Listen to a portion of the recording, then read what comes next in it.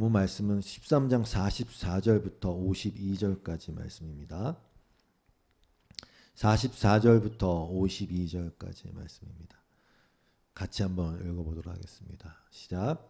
그 다음 안식일에는 온 시민이 거의 다 하나님의 말씀을 듣고자 하여 모이니 유대인들이 그 무리를 보고 시기가 가득하여 바울이 말하는 것을 반박하고 비방하거늘 바울과 바나바가 담대히 말하여 이르되 하나님의 말씀을 마땅히 먼저 너희에게 전할 것이로되 너희가 그것을 버리고 영생을 얻기에 합당하지 않은 자로 자처하기로 우리가 이방인에게로 향하노라. 주께서 이같이 우리에게 명하시되 내가 너를 이방의 빛으로 삼아 너로 땅끝까지 구원하게 하리라 하셨느니라 하니 이방인들이 듣고 기뻐하여 하나님의 말씀을 찬송하며 영생을 주시기로 작정되는 전 다 믿더라. 주의 말씀이 그 지방에 두루 퍼지니라. 이래 유대인들이 경건한 교부인들과 그 신의 유력자들을 선동하여 바울과 바나바를 박해하게 하여 그 지역에서 쫓아내니 두 사람이 그들을 향하여 발에 티끌을 떨어버리고 이고니온으로 가거늘 제자들은 기쁨과 성령이 충만하니라. 아멘. 우리가 지난주에 이어서 비시디아 안디옥이라는 지금 장소에 있지 않습니까? 거기서 복음을 전하는 바울과 바나바에 대한 내용을 살피고 있습니다. 비시디아 안디옥에 도착한 바울과 바나바가 안식일에 유대인들이 모이는 회당에서 복음을 전했습니다. 그리고 거기서 모인 사람들이 그 율법과 선지서를 읽었죠. 즉 구약 성경을 읽었고 회당장은 그 성경에 대해서 권할 말이 있는지를 바울을 청해서 말할 것이 있는지를 전달해 달라고 이제 부탁을 합니다. 율법과 선지서라는 것은 구약 성경을 말하는 것이고 그 구약 성경은 결국 예수 그리스도에 대한 것을 말하고 있습니다. 그래서 바울이 어디서부터 시작했냐 하면 출애굽부터 딱 시작해서 말씀을 풀죠. 그리고 결론은 어디로 났냐면 예수 그리스도에서 결론이 납니다. 이게 요즘 여러분 예수님을 또 하나님 우리가 알파와 오메가라고 그러잖아요. 그러니까 처음과 나중이라고 하는 말씀이 사실은 모든 것이에요. 왜냐하면 태초에 말씀이 계셨고 그리고 모든 것의 그 말씀의 결론이 예수 그리스도로 나거든요. 그런 의미에서도 주님은 알파와 오메가가 맞습니다. 처음과 나중이세요. 그리고 그 예수 그리스도의 오심은 뭐였죠? 하나님의 약속을 계속 구약 성경을 통해서 주셨는데 그 하나님이 맹세하셨는데 그 맹세의 성취다. 그 약속의 성취다. 그 약속을 하신 것을 맹세하신 것을 하나님이 이루신 것을 통해서 하나님이 어떤 분이신지를 즉 다시 말해서 하나님은 신실하신 분이고 하나님은 믿을 만한 분이다라는 것을 보여주시는 거예요. 우리가 지난 수요일에 신명기 말씀을 나눴잖아요. 제목이 하나님의 맹세였고 이게 1장 8절에 다시 한번 볼까요? 내가 너희의 조상 아브라함과 이삭과 야곱에게 맹세하여 그들과 그들의 후손에게 주리라 한 땅이 너희 앞에 있으니 들어가서 그 땅을 차지할지니라 했단 말이죠. 이게 무슨 말입니까? 이제 가나안 땅을 입성하기를 앞두고 있는데 들어가라. 왜? 내가 너에게 주기로 맹세한 땅이다. 이제 그렇게 말씀하신 거란 말이죠. 하나님이 맹세하셨어요. 약속의 땅을 주겠다. 이 말은 무슨 얘기입니까? 구원을 내가 너에게 주겠다라는 말씀입니다. 오늘 본문의 표현대로 하나님이 작정하신 것이거든요. 작정된 자는 다 믿더라라는 말씀이 있지 않았습니까? 그 말이 그 말입니다. 하나님이 작정하셨으니까 하나님이 약속하고 맹세하셨으니까 들어가도 된다. 들어갈 수 있다 말씀하신 것이죠. 그리고 맹세는 하나님만 하시는 거라고 말씀드렸어요. 그래서 예수님이 이 말씀을 나눴지 않습니까? 마태복음 5장 33절 이하의 말씀을 또 옛사람에게 말한 바 헛 맹세를 하지 말고 내 맹세한 것을 주께 지키라 하였다는 것을 너희가 들었으나 예, 옛사람에게 즉 율법에 다 나와 있어요. 레위기, 민수기, 신명기 말씀에 맹세한 것을 주께 지키라. 너희가 들었지? 그렇게 알고 있지? 34절 나는 너희에게 이르노니 도무지 맹세하지 말지니 하늘로도 하지 말라. 이는 하나님의 보좌임이요 땅으로도 하지 말라 이는 하나님의 발등상이며 예루살렘으로도 하지 말라 이는 큰 임금의 성이며 내 머리로도 하지 말라 이는 내가 한터럭도 희고 검게 할 수 없음이라 이렇게 말씀하셨단 말이에요. 사실 이거 오늘 수요일 안 오신 분 말해서 한 건데 진짜 연결이 어떻게 되는지를 좀 설명드리고 싶었는데 예수님이 중요한 표현을 하셨어요. 옛사람에게 말한 바라 그랬단 말입니다. 단순히 옛날의 율법을 옛날에 줬지 않냐 그 말보다 옛사람에게 말한 바. 지금 무슨 얘기입니까? 우리는 이제 새로운 피조물 새 사람 아닙니까? 새 사람은 하나님의 말씀이 무엇을 뜻하는지를 알아먹은 사람들이라는 뜻입니다. 한마디로.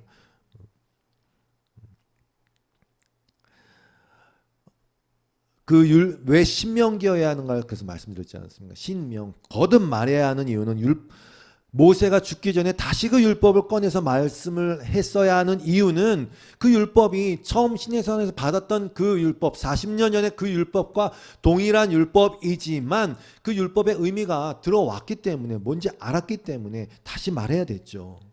그래서 신명기의 뜻입니다. 그래서 예수님이 설명해 주시는 거예요. 그래 옛사람에게 그 율법 주신 거 맞다. 그런데 왜 그런 율법을 주신 것 같으냐. 뭐 너희가 맹세하려면 하나님의 이름으로 맹세하고 꼭 그 맹세를 지켜야 된다는 것을 가르쳐 주려고 뭐 맹세 방법 설명서를 주시려고 이 말씀을 주신 게 아니다라는 것입니다. 그게 아니다라는 것입니다. 그러더니 말씀하신 거 아닙니까? 그래 너희가 그렇게 들었지. 그러나 내가 너희에게 말하는 여러분 예수님이 진리입니다. 진리이신 예수님이 말씀하시는 걸 내가 너희에게 다시 말한다. 도무지 아예 맹세하지 말아라 라고 얘기하신 거 아닙니까? 하늘을 두고도 맹세하지 말고 땅을 두고도 맹세하지 말아라. 이게 무슨 말입니까? 하나님의 이름으로 맹세한다. 좀 그러니까. 그럼 하늘을 두고도 맹세, 땅을 두고 맹세한다. 이렇게 할 수 있지 않습니까? 뭔가 하늘과 땅 변함없이 늘 있는 것 같으니까 거대한 것들이니까 흔들림 없는 것 같으니까 그것을 두고 내가 맹세하니까 나는 맹세를 꼭 지키겠다 이런 뜻 아닙니까? 그러니까 예수님이 그러는 거예요. 야 네가 뭔데 하늘을 두고 맹세하니? 마치 하늘이 네 것처럼 네가 하늘을 좌지우지할 수 있는 존재도 아닌데 네가 왜 땅을 두고 맹세하니? 뭐 땅이 네 거니? 땅은 하나님의 보좌야. 아니 하늘은 하나님의 보좌야. 땅은 하나님의 발판이야. 너희가 왈가왈부 성질의 것이 아니다. 그러면 좀 이제 기가 죽으니까 그럼 예루살렘을 두고 맹세 예루살렘이 네 거니? 예루살렘은 큰 왕의 도성이야. 지금 무슨 얘기입니까? 하나님의 거룩한 도성이야. 그런데 또 기가 또 죽으니까 그럼 내가 내 머리카락을 두고 맹세할게. 내가 안 지키면 내 머리다 민다. 머리카락이 네 거니? 너는 네 머리카락 한 터럭도 네 임의로 네 뜻대로 검게 할 수도 희게 할 수도 없는 존재 아니야. 근데 네가 뭔데 머리카락을 두고 맹세하냐. 그러니까 아예 맹세를 하지 말란 뜻입니다. 그게 옛사람에게 말한 그 율법의 진정한 의미야 라고 예수님이 설명해 주신 거 아닙니까? 인간이란 존재는 물론 여러분 약속하면 약속을 지키세요. 약속 지키려고 노력하세요. 신의가 있는 사람이 되셔야 되는 게 맞습니다. 그럼에도 불구하고 구원의 문제를 비롯해서 뭔 장래의 문제라든가 어떤 우리가 결정할 수 없는 부분에 대해서 자꾸 결정자인 것처럼 그렇게 얘기하지 말라는 것입니다. 인간이란 존재는 맹세를 하거나 뭔가 장담할 수 있는 존재가 아니라는 겁니다. 그래서 야고보 말씀도 같이 소개해드렸지 않습니까? 야고보서 4장 13절 이하의 말씀. 너희 중에 말하기를 오늘이나 내일이나 우리가 어떤 도시에 가서 거기서 1년을 머물면서 장사해서 이익을 좀 보겠다 하는 자들아, 이게 뭐가 잘못됐습니까? 이 세상의 이치상 상식상 이거는 당연한 거 아닙니까? 그럼 아무 계획도 없이 어디에 가고 아무 어떤 기한도 없이 뭘 계획을 세우고 그런 거 아니지 않습니까? 그런데 그렇게 하는 자들아, 내일 일을 너희가 알지 못하는도다. 너희 생명이 뭐냐? 너희는 잠깐 보이다 없어진 안개니라. 그러면 어떻게 해야 되느냐? 도리어 말하기를 주님의 뜻이면 우리가 살기도 하고 이것이나 저것을 하리라. 이런 태도를 가지라는 것입니다. 여러분이 결정하고 여러분이 계획을 세우고 여러분이 어떤 비전 어떤 1년 계획 좋아요. 세워야죠. 부지런히 움직이면서 개미처럼 일을 하고 뭔가 계획을 세우면 저축도 하고 하고 미래에 대한 준비도 하고. 그러나 늘 우리는 어떤 태도를 가져야 되느냐? 제가 이렇게 하지만 주님의 뜻이 아니면 그게 물거품처럼 날아갈 수 있습니다. 욥의 고백처럼 주시는 자도 하나님이시고 가져가시는 분도 하나님이십니다. 근데 문제는 뭐냐? 이러한 태도가 16절 아닙니까? 너희가 허탄한 자랑을 하나니, 다른 번역 뭐라 그랬다고? 허탄한 장담을 하나니, 그게 악한 거라고 얘기하는 말입니다. 그러한 자랑들, 그러한 뭐 할 수 있다 이런 것들. 그래서 말씀드린 거예요. 왜 회개가 어렵느냐? 우리는 회개하면은 무슨 잘못을 저질렀고 무슨 어떤 항목의 죄를 어기고 이런 것들을 죄라고 생각하지만, 죄는, 악은 그보다 훨씬 더 뿌리 깊게 밑에 잠재해 있어서 우리가 악이라고 생각하지 못하는 그 악이 사실은 악한 거기 때문에 회개가 어려운 거예요. 아무튼 바울이 그렇게 출애굽부터 시작해서 예수님으로 결론을 짓는단 말입니다. 그래서 본문으로 다시 돌아왔어요. 이 설교를 들은 사람들이 부탁합니다. 다음 안식일에도 우리에게 말씀을 전해주세요. 근데 여러분, 지난주에 바울이 설교하면서 마무리는 경고의 말씀을 이렇게 붙여서 얘기했어요. 다시 한번 거기를 볼게요. 잠깐만요. 이것도 아니고 넘어갔어요. 내가 언제 이렇게 넘어갔지? 주요, 한 페이지를 빼먹었어요. 넘어갈래요 그냥. 한 페이지 빼먹고 가도 다 연결이 되네요 이렇게. 자, 그래서 지난주에 바울의 마지막 설교의 마무리를 하면서 이런 경고의 말씀을 했단 말입니다. 사도행전 13장 40절 이하예요. 이제 좀 천천히 해도 되겠네요. 한 페이지 삭제했으니까.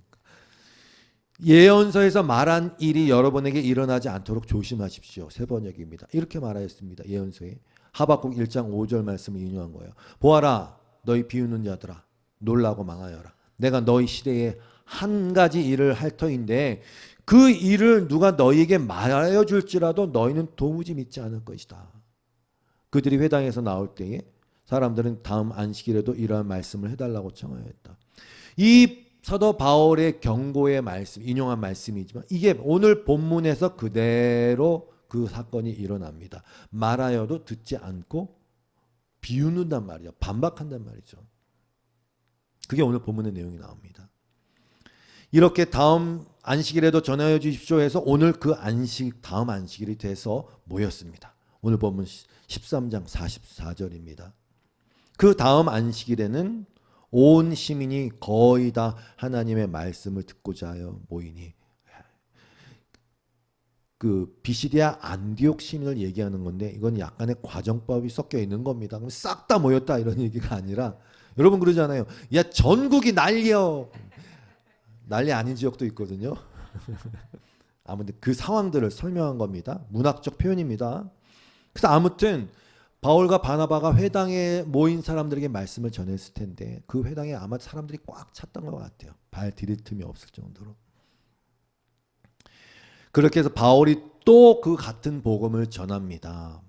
그 전주에 나눴던 그 내용일 것입니다. 좀 더 자세하게 풀었겠지만 그 복음이 전해졌을 때 두 가지 극명한 반응이 나옵니다. 유대인들은 그 복음을 반박하고 비방합니다. 45절입니다. 유대인들이 그 무리를 보고 시기가 가득하여 바울이 말하는 것을 반박하고 비방한다 그랬어요. 여러분, 유대인들은 복음을 받지 않았어요. 오히려 시기심이 발동했어요. 왜 그랬을까요? 왜 시기심이 발동했을까요? 원래 그러니까. 원래 없었는데 갑자기 복음이 들어오니까 없던 시기심이 갑자기 나온 게 아니라, 말씀은 그래요. 말씀이 들어가면 어떤 그게 작용이든 반작용이든 뭔가 나오거든요. 그러니까 원래 그랬던 거예요. 그 마음에. 아무리 감추고 아무리 오늘 경건한 귀부인들이 나오는데 경건한 척하고 그렇지 않아요. 안에 시기심이 있었던 거예요. 바울과 바나바는 이 유대인들에게 이렇게 말하고 이방인들을 향해 복음을 전하지 않습니까? 46절이에요. 바울과 바나바가 담대히 말하여 이르되 하나님의 말씀을 마땅히 먼저 너희에게 전할 것이로되 너희가 그것을 버리고 영생을 얻기에 합당하지 않은 자로 자처하기로 우리가 이방인에게로 향하오노라 그랬어요. 바울은 먼저 유대인에게 복음을 전했어요. 이방인을 위한 사도로 부르심을 받았지만 그래서 회당에 간 거예요. 그래서 안식일에 회당에 간 거예요. 먼저는 유대인에게요. 그것은 복음이라는 것이, 예수 그리스도로 말미암는 복음이라는 것이, 예수님이 유대 땅에 오셨으니까 유대 땅에서 시작하는 게 당연하겠죠. 거기서 가르치셨으니까. 그래서 예루살렘에서 시작해서 점점 더 지역적인 확장을 넓혀서 퍼지겠죠. 그런 의미도 있을 수 있어요. 그러나 여기 보면 마땅히 먼저 이런 표현을 썼단 말입니다. 마땅히. 아난카이온이라는 단어를 썼는데 이건 필수 불가결한 또는 의무에 따라서 반드시 행해져야만 하는 이런 뜻입니다. 마땅히 필수 불가결하게 의무적으로라도 먼저 유대인에게 전할 것이로다 이런 뜻입니다. 왜냐하면 여러분 요한복음 4장 22절을 보면 예수님이 그런 말씀하셨어요. 너희는 알지 못하는 것을 예배하고 우리는 아는 것을 예배하노니 이는 구원이 유대인에게서 남이라 이렇게 했어요. 바울은 이 말씀들을 이렇게 풀어서 유대인들이 먼저 뭘 갖고 있었는지를 로마서 9장 4절 이하에서 이야기하고 있죠. 제가 읽어볼게요. 그들은 이스라엘 사람이라. 그들에게는 양자됨과 영광과 언약들과 율법을 세우신 것과 예배와 약속들이 있고 조상들도 그들의 것이요 육신으로 하면 그리스도가 그들에게서 나셨으니 그는 만물 위에 계셔서 세세히 찬양을 받으실 하나님이시니라 이렇게 했어요. 맞아요. 유대인들이 먼저 그게 있었어요.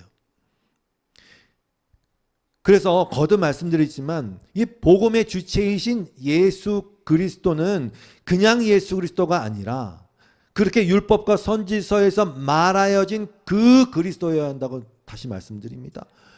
중요한 것은 다시 말씀드리지만 그리스도와 그리스도의 십자가를 통해서 하나님은 하나님의 영광을 드러내시는 데 목적이 있는 거예요. 하나님의 약속의 성취가 그래서 중요한 겁니다. 그래서 여러분 성경을 구약, 신약 이렇게 부르지 않습니까? 그렇게 먼저 너에게 전했는데 그런데 결과는 어떻게 나왔냐면 그들은 받아들이지 않았어요. 바울의 이 표현이 참 무서운데 뭐라 그랬습니까? 너희가 그것을 버리고 영생을 얻기에 합당하지 않은 자로 자처했다 그랬어요. 다른 번역에서는 스스로 판정했다 이렇게 나옵니다. 너희는 스스로가 영생에 합당하지 않은 자로 자기 자신에 대해서 스스로 그렇게 판정해버린 거야. 스스로 그렇게 정해버린 거야 라는 의미입니다. 하나님의 말씀을 버림으로써 나는 영생의 생명을 받을 만한 자격이 없는 사람이야 라고 스스로 판단하고 결정했다는 뜻입니다. 이게 무슨 얘기냐면 너희들 스스로가 그렇게 너희들 자신에 대해서 증명해냈다. 즉 말씀에 합당하지 않은 자로 너희 스스로가 그게 나는 이런 자입니다 라고 드러냈다는 뜻입니다. 근데 여러분 이게 이상한 것이 아니라 이게 바로 복음의 역할이에요. 복음이 떨어지면 말씀이 떨어지면 일어나는 일이에요. 중요한 묘사예요. 자처했다라는 말이. 그런데 여러분 그러므로 복음은 그 복음을 듣는 자가 어떤 존재인지를 자처하게 만듭니다. 그 예수님이 그런 말씀도 하셨어요. 내 양은 내 음성을 듣는다. 예, 음성이 들렸으면 그 음성이 떨어진 순간 두 가지 중에 하나예요. 내 목자의 음성을 알아듣는 양과 이게 무슨 소리야 라고 못 알아듣는 양이 있단 말입니다. 그러면 그 음성에 반응하는 자는 자처하는 거예요. 뭐를? 나는 저 목자의 양이야. 이렇게 그 얘기를 하는 겁니다. 복음을 들었을 때 그렇게 스스로 반응하게 됩니다. 물론 그 복음이 떨어졌을 때 그 자리에서 즉각적으로 반응이 나올 수도 있고 서서히 시간이 걸려서 반응이 나올 수도 있기 때문에 판단하지 말라는 것입니다. 그렇게 여기 등장하는 유대인들은 스스로를 나는 영생에 합당하지 않은 사람이야 라고 스스로 증명한 거예요. 반면에 이방인들은 어떠했습니까? 47절 말씀입니다. 주께서 이와 같이 우리에게 명하시되 내가 너를 이방의 빛으로 삼아 너로 땅끝까지 구원하게 하리라 하셨느니라 하니 이게 어디냐면은 이사야 49장 6절 말씀을 인용하면서 그래 유대인들아 너희 말씀을 버렸지 우리 이방인들에게 갈게. 근데 이거 말씀대로 이루어지는 거다라고 또 다시 한번 하나님의 말씀이 이루어지는 것을 얘기하고 이방인에게 간 것입니다. 48절. 이방인들이 듣고 기뻐하여 하나님의 말씀을 찬송하며 영생을 주시기로 작정된 자는 다 믿더라. 이렇게 나왔어요. 뭐 이방인들 전체는 아니겠지만 거기에 있는 이방인들이 듣고 기뻐하며 하나님의 말씀을 찬송했어요. 그리고 이 표현 너무 의미심장하죠. 영생을 주시기로 작정된 자는 다 믿었다. 거꾸로 얘기하면 그들이 믿었다면 그들은 하나님이 작정한 자들이다. 그런 얘기거든요. 요한복음 6장에서 예수님이 말씀하셨어요. 나를 보내신 아버지께서 이끌지 아니하시면 아무도 내게 올 수 없으니, 이렇게 말씀하셨어요. 여러분, 이 말씀이 되게 어떤 분들에게는 머리가 어지러지한 말씀이 되어 정상이에요. 왜냐하면 작정하신 자는 믿는구나. 그럼 복음을 왜 전하지? 어차피 작정하신 자들이 믿을 텐데 복음을 왜 전하지? 내가 믿으라고 복음 전하는 건데 그럼 내가 안 전해도 되겠네? 막 이렇게 간단 말이죠. 복음을 전하는 이유는 이 복음을 듣고 구원받게 하려 함이 아닌가? 근데 여러분, 이 문제는 하나도 어려운 문제가 아니에요. 고린도전서 1장 21절을 제가 번역이 좀 잘 돼 있어서 공동 번역을 읽을게요. 작정하셨어요. 하나님은 누군가를 구원하시기로 작정하셨어요. 그러나 그 구원하시기로 작정하셨는데 그 수단과 방법을 어리석은 복음을 통해서 하신 것일 뿐이에요.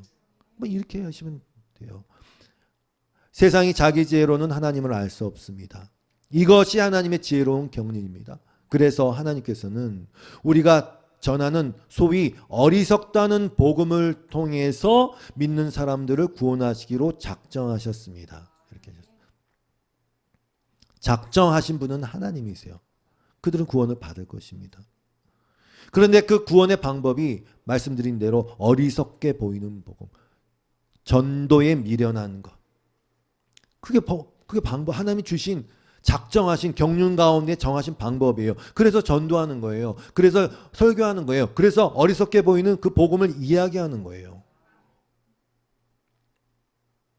그리고 왜 하나님은 이렇게 작정하신 그 방법에서 하필이면 어리석게 보이는 복음 선포를 통해서 하셨느냐? 그 이유가 다음 절에 나오지 않습니까? 하나님의 지혜에 있어서는 이 세상이 자기 지혜로 하나님을 알지 못하므로 하나님께서 전도에 미련한 것으로 믿는 자들을 구원하시기를 기뻐하셨도다. 유대인은 표적을 구하고 헬라인은 지혜를 찾으나 우리는 십자가에 못 박힌 그리스도를 전하니 유대인에게는 거리끼는 것이고 이방인에게는 미련한 것이로되. 여기 또 나오잖아요. 누구만 오직 부르심을 받은 자들에게는. 작정하셨어요. 방법을 쓰셨어요. 그런데 그 가운데 오직 부르심을 받은 자들에게만 그것이 받아들여진단 말입니다. 유대인이나 헬라인이나 상관없어요. 그리스도는 하나님의 능력이요 하나님의 지혜니라. 하나님의 어리석음이 사람보다 지혜롭고 하나님의 약하심이 사람보다 강하니라. 근데 여전히 성경을 통해서 계속 성경을 보면서도 아직 여기 나와 있는 표현대로 표적과 기적을 찾거나 아니면 세상의 지혜를 찾는 분들이 너무 많아요. 거기 안에서 뭐 책도 많이 나와요. 무슨 뭐 CEO 예수부터 해갖고 뭐 인생 성공하는 법, 뭐 공부 잘하는 법, 별게 다 나와요. 그러나 그걸 얘기하는 게 아니에요. 정반대로 가고 있는 거예요. 하나님은 그걸 무력화시키기 위해서, 그게 아니라는 것을 가르쳐주기 위해서 어리석은 복음, 십자가라는 것을 통해서 그렇게 한 건데 번지수를 잘못 찾은 거란 말입니다. 이것은 이렇게 어리석은 복음을 통해서 하나님이 드러내시고자 하시는 것은 일단 인간들이 지혜롭다고 생각하는 그 치명적인 어리석음과 유한성을 드러내시고, 두 번째로 그럼에도 불구하고 하나님의 말씀을 음성을 들어 먹는, 알아채는 오직 부르심을 입은 자들에게는 그게 하나님의 능력이고 하나님의 지혜임을 알게 하시기 위해서. 봐라, 이렇게 이 와중에도 그 가운데 부르심을 받은 자들이 있다라는 걸 드러내는 것입니다. 결국 그 모든 상황들을 통해서 뭐가 드러납니까? 하나님의 지혜가 드러나는 것이죠. 하나님의 어떠하심을 알게, 하나님을 알아야 된다니까요. 그게 우리의 인생의 목적이 아닙니까? 그래서 방금 읽었던 고린도전서 1장 25절의 말씀처럼 사람이 그렇게 지혜롭다 하고 막 이렇게 막 한단 말이죠. 근데 그게 어리석음으로 드러나게 하는 일이 성경에 많이 있어요. 그 대표적인 게 누굽니까? 에스더서에 나오는 하만 아닙니까? 당시 페르시아의 이게 정복당해서 이렇게 종살이 하고 있는 그 유대인들. 하만이 총리 정도 됐었어요. 그런데 모르드게란 유대인이 자기한테 절하지 않으니까 괘씸하다. 모르드게도 죽여버리고 유대인도 다 죽여버려야지. 이렇게 계획을 세우지 않습니까? 그리고 막 지혜를 굴린단 말입니다. 그냥 죽이면 재미없어. 아주 장대 높은 거 세워갖고 거기다가 딱 매달아서 모르드게를 죽이면 유대인들이 딱 나에게 복종하겠지. 지들이 믿는 하나님이 아무것도 아니란 거를 내가 딱 증명해줘야지. 이렇게 자기 지혜를 굴린단 말입니다. 그래서 뭐가 많아요. 막 합니다. 그런데 하나님이 그 와중에 왕이 잠이 안 오게 해갖고 옛날에 했던 기억나게 등등등 에스더가 죽으면 죽으리라 막 하고 이래갖고 결국 자기 지혜로 모르드게를 죽이기 위해서 세웠던 그 장대에 자신이 매달려 죽지 않았습니까? 자승자박이라고 합니다. 근데 이거는 멀리 볼 것도 없어요. 얼마 전 뉴스 보니까 여러분 난리래요. 아프리카 케냐 소말리아에는 40년 만에 대기근이 왔는데 바로 그냥 대기근이 우습다는 듯이 100년에 한 번 올 정도의 그 강도의 폭우가 쏟아져 갖고 난리가 났지 않습니까? 지구의 허파라고 불리는 아마존 유역에는 또 지금요 120년 만에 가뭄이 와서 아마존 강바닥이 막 쩍쩍 갈라져서 옛날에 우리 논바닥 갈라지듯이 그랬단 말입니다. 브라질은 체감 온도가 60도까지 올라가서 무슨 누가 유명한 가수가 공연하는데 거기서 쓰러져 죽었어요. 베트남도 기록적 폭우가 발생해서 아시죠? 한국인을 비롯해서 막 쓸려나가 죽고. 여러분 머지않아 부산은 잠긴되지 않습니까? 다 자승자박이라고 말씀드리지 않습니까?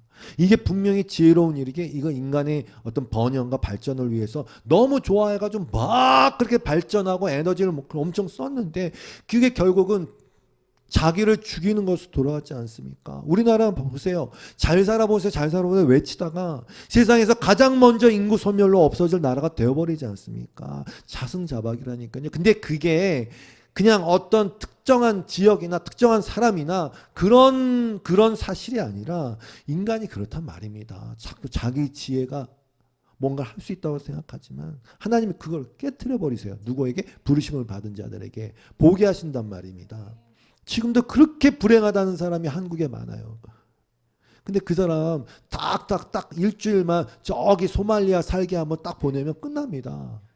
왜? 다 상대적 박탈감이니까.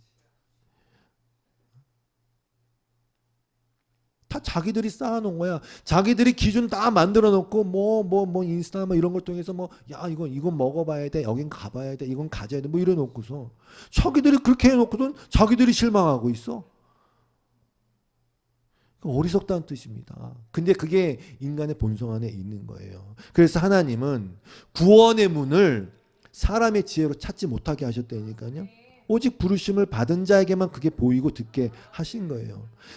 이게 안 깨지면 안 되니까 이 인간의 교만과 자아숭배의 실태를 드러내셔야 되는 거예요. 정말 인간들이요. 꺼져가는 등불 같은 인간들이요. 썩은 갈대와 같이 휘청거리며 쓰러질 것 같은 인간들이요. 젊은 사람들은 잘 몰라요.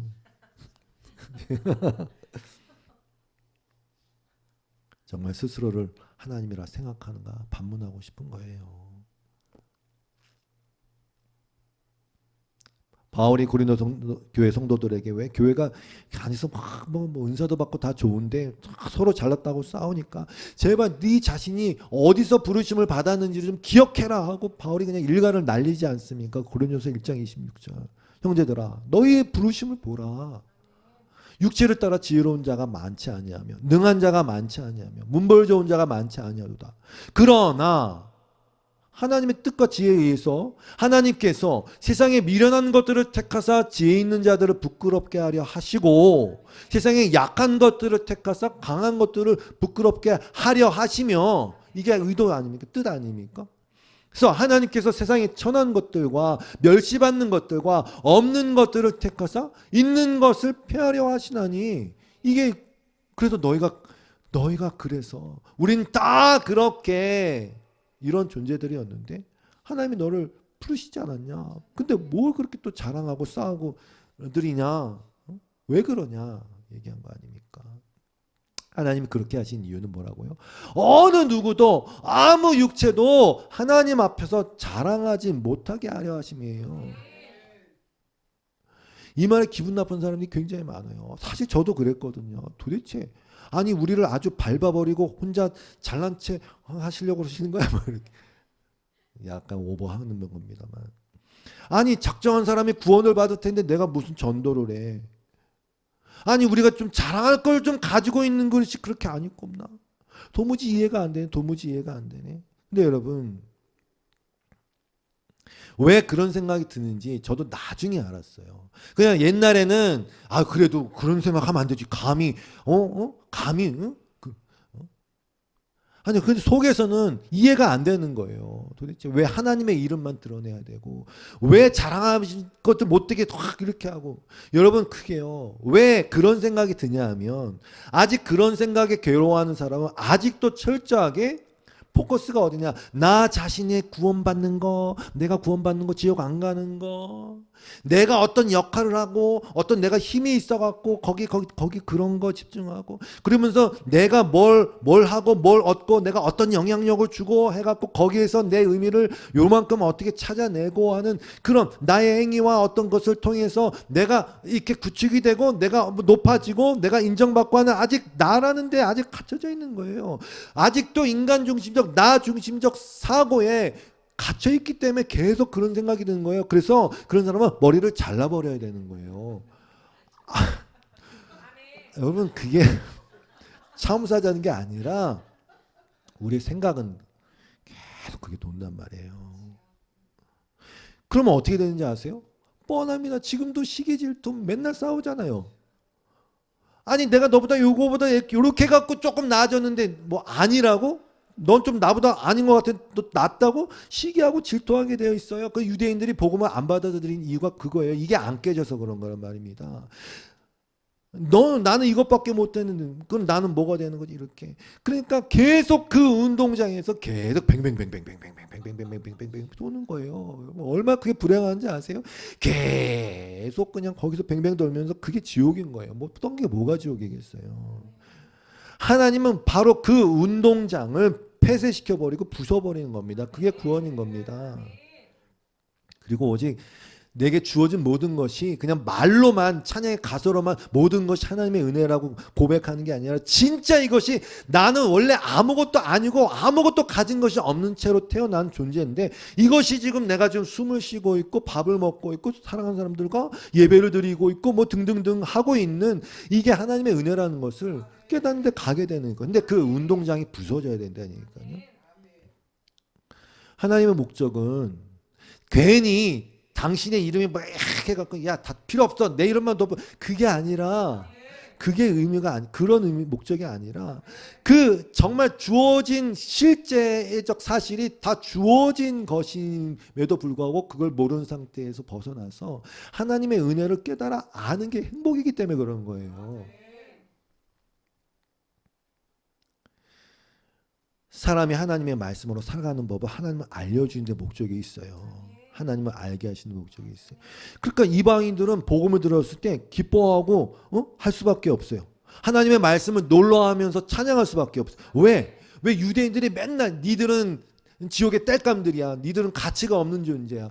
니들이 뭘 했는데 니들에게 뭐가 있어? 뭐 율법이 있어? 약속이 있어? 뭐 조상에 뭐가 있어? 뭐가 있어? 없잖아.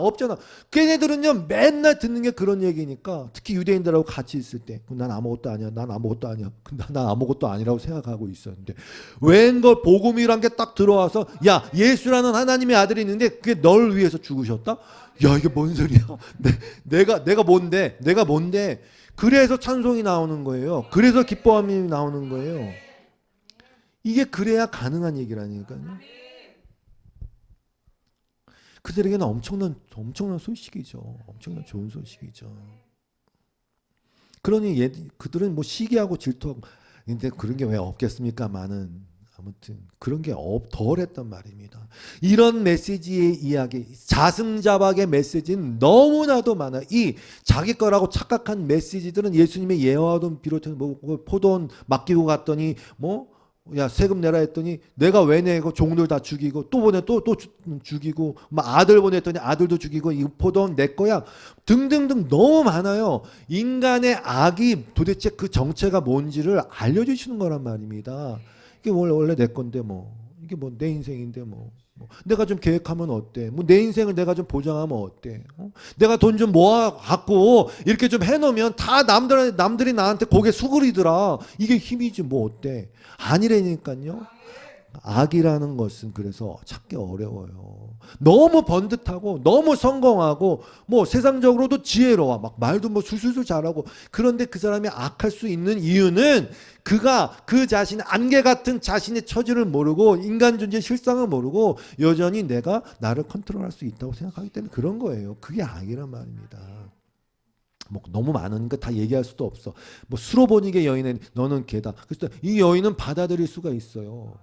그리고 그에게 믿음이 있다 하시면서 그에게 복을 주시는 거예요. 여러분 그래서 복음을 사도 바울과 바나바가 쫓겨났어요. 복음을 쫓아내는 게 뭐라고 나와 있냐면 뭐 저는 은유적 의미가 있다고 생각해요. 50절이에요. 이에 유대인들이 경건한 귀부인들과 그 신의 유력자들을 선동하여 그것이 말하는 바를 묵상하시라고요. 다 우리가 추구하는 거 아닙니까? 이건 한 글자로 성경이 말하는 부자라고 얘기하면 됩니다. 돈이 많다고 부자가 아니에요. 그들은 천국에 못 간다니까요. 심플합니다. 왜? 그들은 복음을 받을 이유가 없으니까.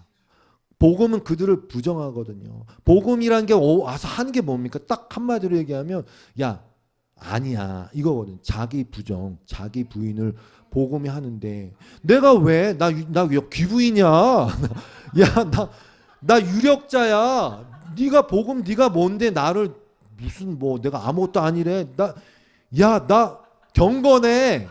어? 복음이 들어갈 수가 없어요. 어떻게 봤습니까? 그러니까 예수님이 공생에 사역하시면서 첫 번째 설교로 기록된 산상수훈의 첫 번째 설교의 시작이 이렇게 시작되는 거예요. 심령이 가난한 자는 또는 가난한 자는 복이 있나니 천국은 그들의 것이다. 심플합니다. 분명한 사실은 여러분 천국에는 시기가 없을 거예요. 자랑할 것도 없는데 시기할 게 뭐가 있어?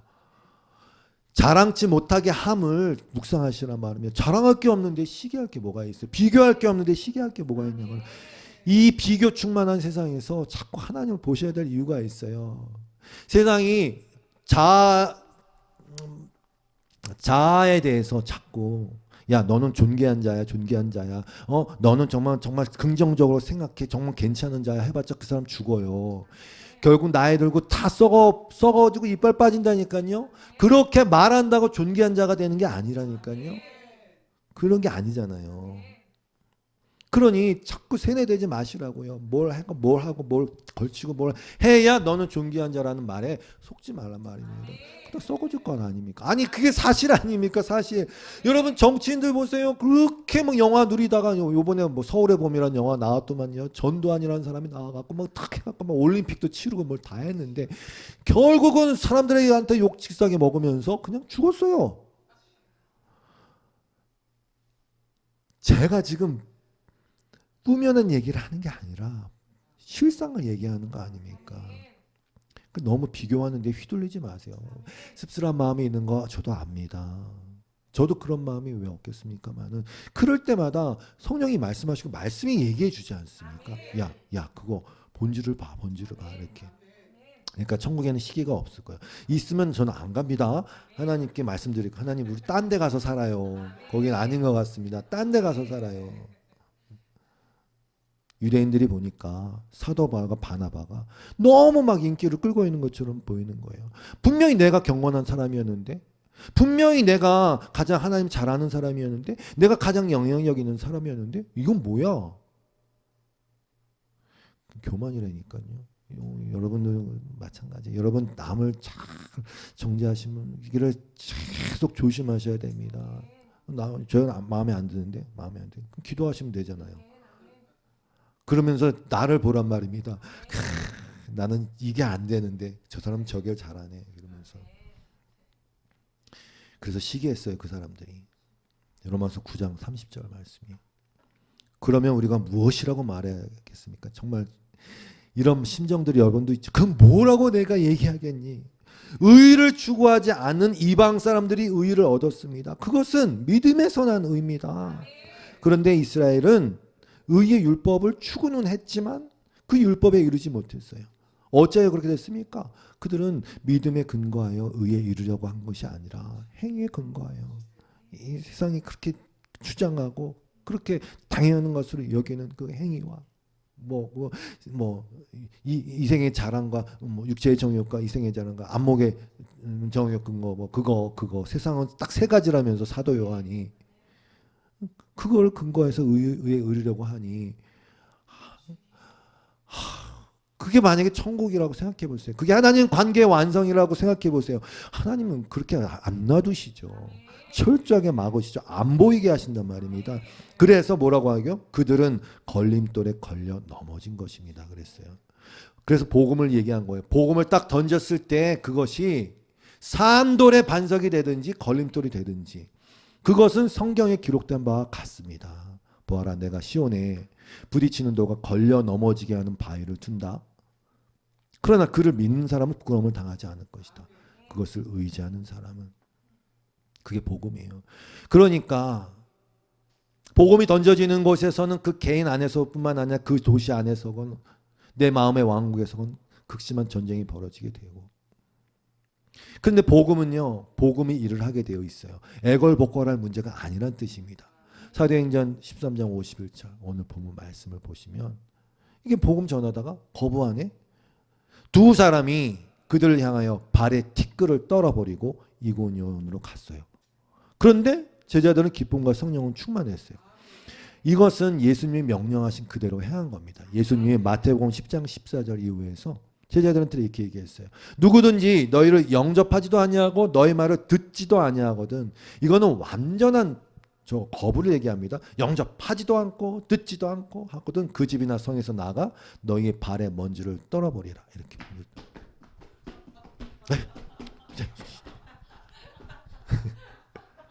이거 너무 심한 거 아닙니까? 애정을 갖고 어떻게 해서든지 애정을 갖고 뭘 얘기하는지를 생각하시란 말입니다. 내가 진실로 너에게 이르노니 심판날에 소돔과 고모라 땅이 그 성보다 견디기 쉬우리라. 기쁨과 성령이 왜 충만하냐 하면 거부당하고 쫓겨난 상황 아닙니까? 또 무시도 당했겠죠. 근데 왜 기뻐하냐 말입니다. 이유는 딱 한 가지예요, 여러분. 여러분도 곰곰이 생각해 보세요. 여러분이 환난을 당하거나 어떤 성경이 말한 것들을 겪을 때 기쁜 것은 뭐야 이거 하나님 말씀 그대로 이루어지네. 이거 뭐야 하나님 말씀 또 이루어지네. 이게 이렇게 되네. 그래서 예수님 말씀하신 대로 발 털고 나온 거예요. 이게 이해가 되셔야 돼요. 여러분, 이 바울과 바나바는 자신들의 전도 역량을 뽐내려고 돌아다니는 게 아니에요. 그런 사람들은 낙담되겠지. 야, 내가 이렇게 힘써갖고 내가 전도를 하는데 니들이 나를 시기하면서 나를 쫓아내? 이 나쁜 놈들 그랬겠죠.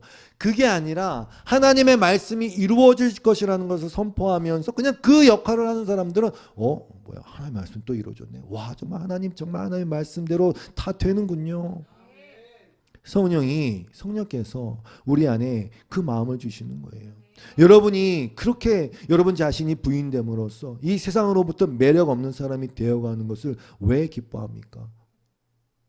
여러분, 사탄이 보니까 쟤는 정말 맞대가리가 없는 애야. 이런 쟤는 정말 같이 하고 싶지 않아. 재미없어 쟤는.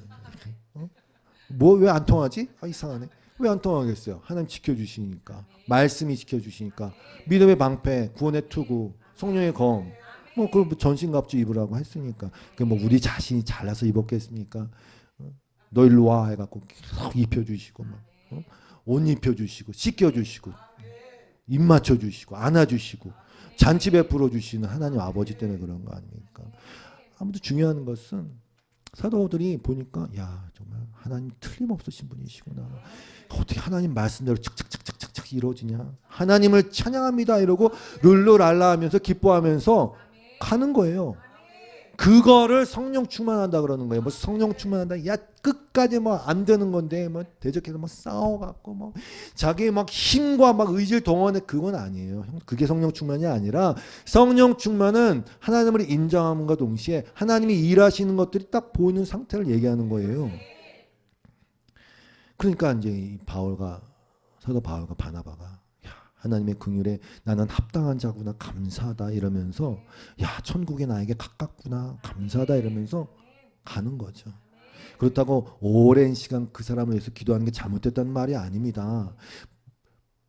말씀드리고자 하는 것은 이것은 인간의 지혜로 설득하는 설득의 문제가 아니라 하나님의 일하심과 때의 문제라는 겁니다. 그러니까 기도하는 거예요. 야, 뭐 하나님 때가 있었으면 좋겠다.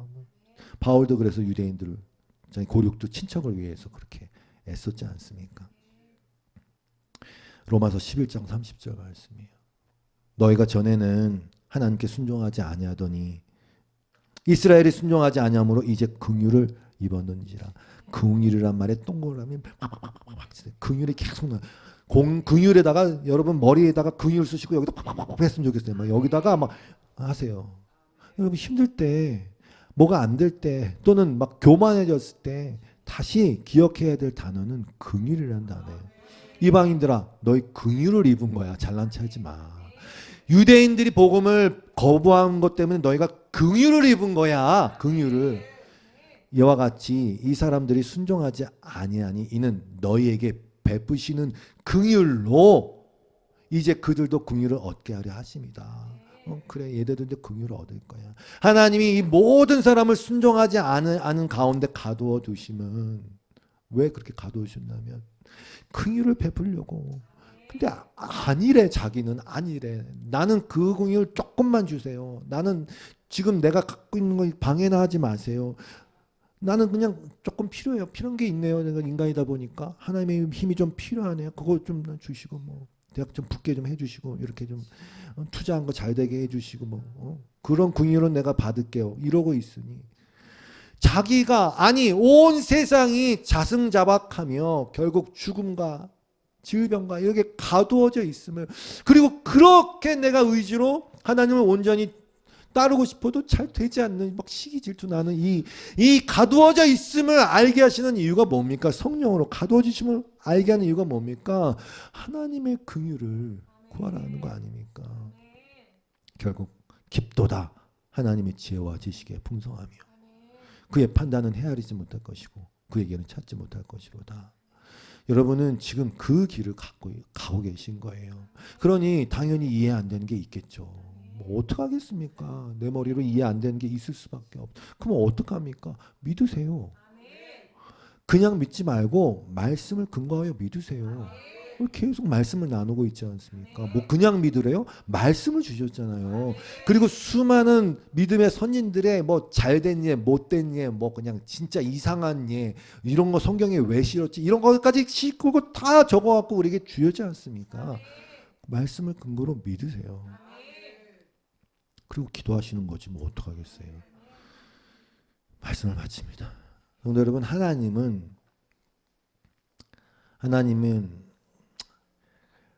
하면 그냥 사랑, 긍휼, 자비 그게 결론이에요.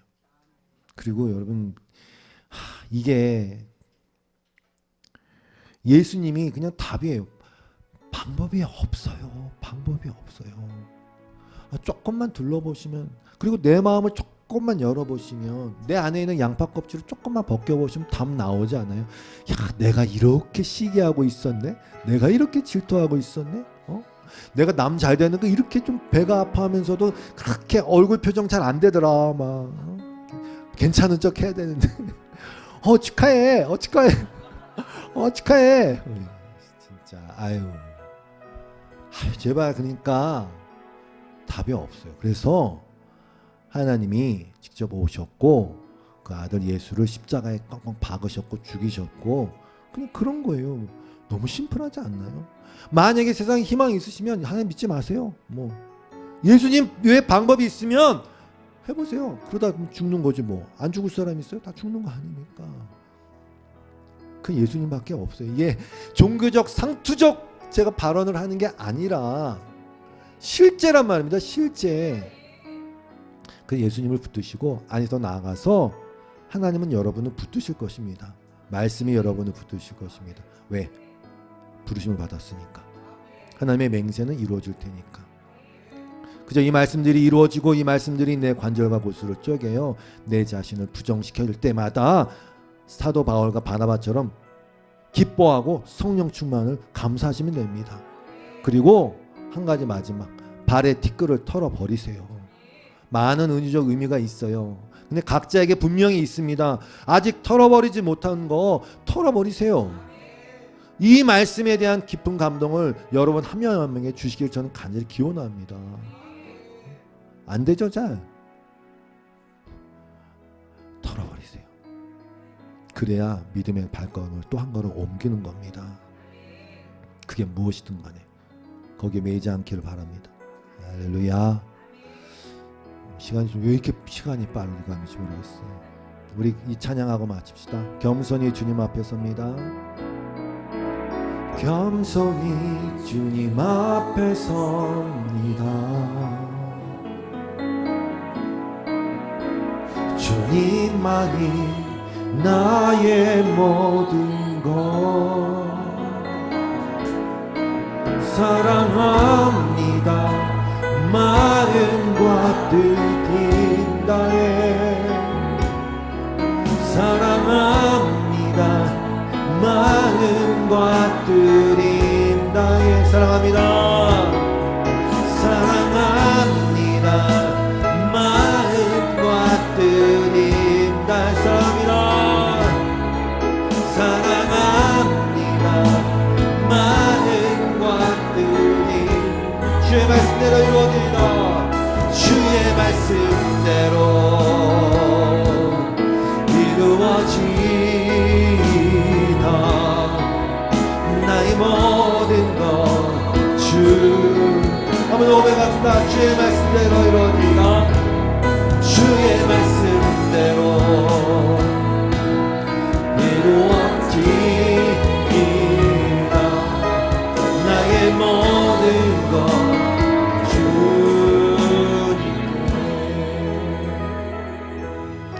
하나님 감사합니다. 우리를 날마다 붙들어 주시고 하나님 더 간절히 원하옵기는 우리의 눈을 더 열어 주시옵소서. 우리의 귀를 열어 주시옵소서. 실상을 바라보게 하여 주시고 진리를 바라보게 하여 주시고 우리에게 이미 주신 그 말씀에서 또 우리 안에 역사하신 성령을 통하여서 날마다 우리가 비틀거릴 때 딴 곳을 바라볼 때마다 우리를 붙들어 주시옵소서. 예수님의 이름으로 기도드리하며 주 앞에 드린 모든 예물과 간구와 헌신들을 주님 홀로 받으시고 영광 받으시고 그 가운데 또 필요한 것들로 채워주시옵소서. 하나님 우리의 어리석음을 용서하여 주시옵소서. 날마다 회개하는 심령으로 나아갑니다. 우리가 그토록 어리석습니다. 그럼에도 불구하고 하나님의 지혜로 우리를 감싸주시고 우리를 인도하여 주실 줄로 믿습니다. 우리를 향하여 아무것도 아닌 우리를 향하여 맹세까지 하시고 그 맹세를 지키심으로 십자가에 당신의 아들을 죽이시기까지 사랑하신 그 하나님의 사랑의 가치가 우리에게 부어졌기에 우리 모두가 그것을 온 우주와 바꾸어도 바꿀 수 없는 가장 존귀하고 법에 오른 자가 바로 부르심받은 나임을 고백함으로 말미암아 하나님 아버지께 영광 돌리는 예배의 삶을 살게 하여 주시옵소서. 예수님의 이름으로 기도드리옵고 이제는 우리 주 예수 그리스도의 놀라우신 은혜와 하나님 아버지의 극진하신 사랑하심과 성령님의 교통하심이 오늘도 복음을 기뻐하며 주님을 예배한 모든 예배자들 위해 이 교회 위에 이 땅의 모든 부르심을 받은 자들 위해 영원토록 함께 하시기를 간절히 축원하옵나이다. 아멘.